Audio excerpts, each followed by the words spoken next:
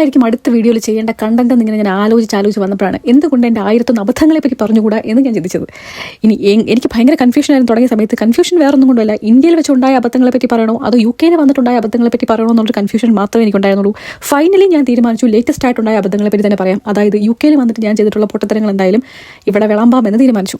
കുറച്ച് നാണക്കേടുള്ള പരിപാടിയാണെങ്കിലും അങ്ങനെ തന്നെ തീരുമാനിച്ചു. അതായത് ആദ്യമായിട്ട് ഞാൻ ഇവിടെ വന്നിട്ട് ചെയ്തത്, അത് നമുക്ക് പ്രത്യേകിച്ച് UK പറ്റിയുള്ള അറിവില്ല, നമ്മുടെ ആരും UK വന്നിട്ടുള്ള അറിവില്ല. അതുകൊണ്ട് ഇവിടെ പൊതുവെ വേസ്റ്റ് ഡിസ്പോസൽ എന്ന് പറയുന്നത് ഓരോ ആഴ്ചയിലും ഓരോ വേസ്റ്റാണ്. ഇപ്പം ഫുഡ് വേസ്റ്റ് ഇന്ന ദിവസം കളക്ട് ചെയ്യും, പ്ലാസ്റ്റിക്കും പേപ്പറും ഇന്ന ദിവസം കളക്ട് ചെയ്യും, ഗാർഡൻ വേസ്റ്റ് ഇന്ന ദിവസം കളക്ട് ചെയ്യും, അങ്ങനെയൊക്കെയാണ്. അല്ലാതെ നമ്മുടെ നാട്ടിലെ പോലെ അപ്പുറത്തെ വീട്ടിലേക്ക് വലിച്ചെറിയുന്ന പരിപാടിയല്ല ഇവിടെ ഉള്ളത്. അപ്പം ഞാൻ എന്തായാലും എൻ്റെ റൂമിൽ കുറച്ച് വേസ്റ്റ് ഉണ്ടായിരുന്നു, അത് എവിടെ ഡിസ്പോസ് ചെയ്യും എന്നുള്ള കാര്യം എനിക്കറിയില്ല. കാരണം ഇന്ന ദിവസമൊക്കെ ആണ് ഡിസ്പോസൽ സമയം, വേസ്റ്റ് കളക്ഷൻ ചെയ്യുന്നതുകൊണ്ട് തന്നെ ഈ ദിവസങ്ങളല്ലാതെ വേറൊരു ദിവസം ഈ പറയുന്ന വേസ്റ്റ് നമ്മുടെ വീടിന് പുറത്തേക്ക് കൊണ്ടുപോകാൻ പറ്റത്തില്ല, എവിടെ ഇടാനും പറ്റത്തില്ല. പക്ഷേ എൻ്റെ കയ്യിലാണെങ്കിൽ ഇഷ്ടംപോലെ വേസ്റ്റ് ഉണ്ട്, എവിടെയെങ്കിലും കളഞ്ഞേ പറ്റുള്ളൂ, നല്ല നാറ്റം വേറെ വരുന്നുണ്ട്.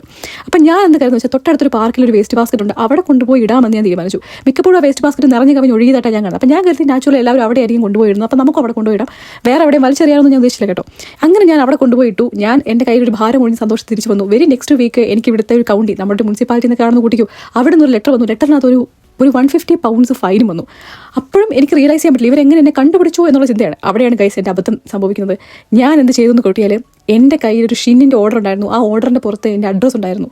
അപ്പോൾ അതിൻ്റെ പേപ്പറും ഞാൻ ഈ വേസ്റ്റിൻ്റെ കൂടി ഇട്ടിട്ട് അതും കൂടെ കെട്ടിയിട്ടാണ് ഞാൻ അവിടെ ഡിസ്പോസൽ ചെയ്തിരിക്കുന്നത്. ഒന്ന് സംഭവിച്ചു, വേസ്റ്റ് തപ്പിയ ആൾക്ക് എൻ്റെ അഡ്രസ്സ് കിട്ടി. എൻ്റെ അഡ്രസ്സ് ഈസി ആയിട്ട് അയാൾ കൗണ്ടി കൂട്ടിൽ ലഭിച്ചു. അവരെനിക്ക് ഫൈൻ അയച്ചു, അത്ര തന്നെ.